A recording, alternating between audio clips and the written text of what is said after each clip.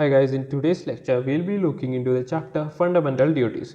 So before we start this video, I recommend you to read the chapter from Laxmikanth before seeing this video. So it will help you to understand the concept even better. The fundamental duties in the Indian Constitution are inspired by the Constitution of erstwhile USSR. And in this video I'll be discussing only the main points that I have taken from Laxmikanth for a better understanding. The Japanese constitution is perhaps the only democratic constitution in the world which contains a list of duties of citizens. In 1976, Sardar Swaran Singh Committee, it's a very important committee. Okay, we'll come to know why. Okay, was set up to make recommendations about fundamental duties. Necessity was felt during the operation of the internal emergency. The 42nd Amendment added a new part. What was that? Namely, Part 4A of the Constitution. This part consists of only one article. This article is 51A, which for the first time specified a code of 10 fundamental duties of the citizens. The Swaran Singh Committee recommendation was to add 8 fundamental duties, but the amendment added 10 duties. Okay. Another important point, the recommendation is not accepted by the Congress party. The questions can be asked based on this. The parliament may provide for the imposition of such penalty or punishment as may be considered appropriate for any non-compliance with or refusal to observe any of the duties.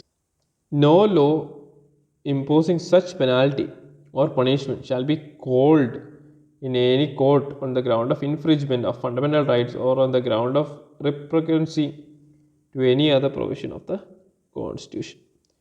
Duty to pay taxes should also be a fundamental duty of the citizen. Now, Article 51A, what does it say? These are the fundamental duties. Okay, there are 10 fundamental duties. First one, to abide by the Constitution and to respect its ideals and institutions, the national flag and the national anthem.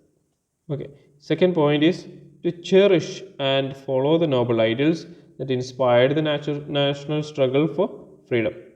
Third point is to uphold and protect the sovereignty, unity and integrity of India. Fourth point is to defend the country and render national service when called upon to do so.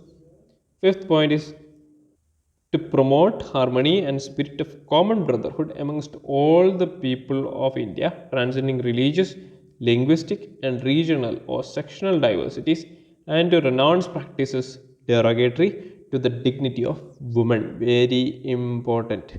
Okay, whenever a question arises about women empowerment and all, you can quote this point from Fundamental Duties, Article 51A.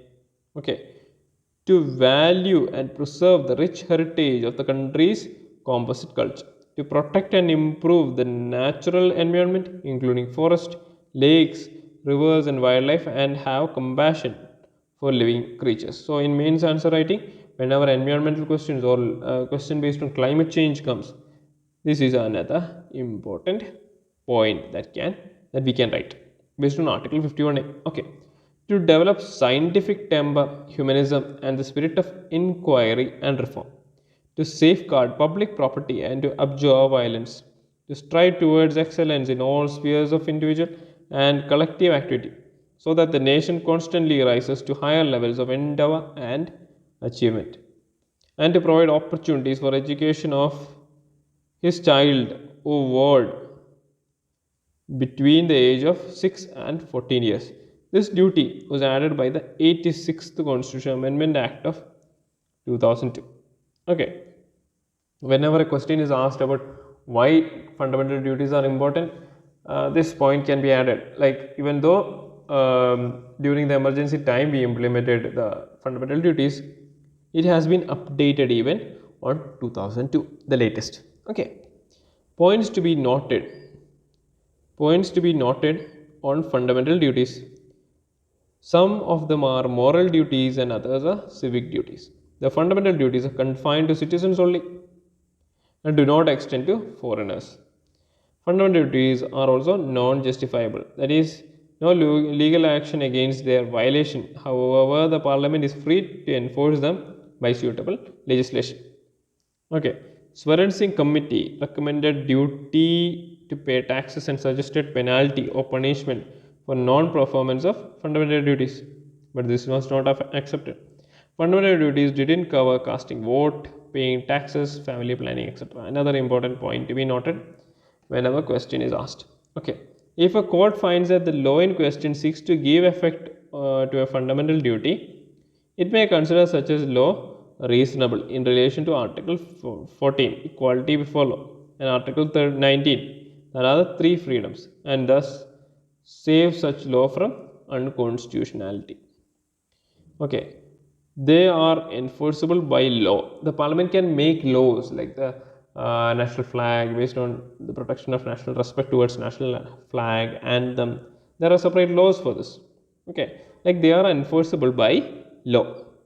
Hence, Parliament can provide the imposition of appropriate penalty or punishment for failure to fulfill any of them. So, with that, we conclude the chapter on fundamental duties. I hope the lecture was productive for you guys. Until we meet again next time, God bless you all. Jai Hind.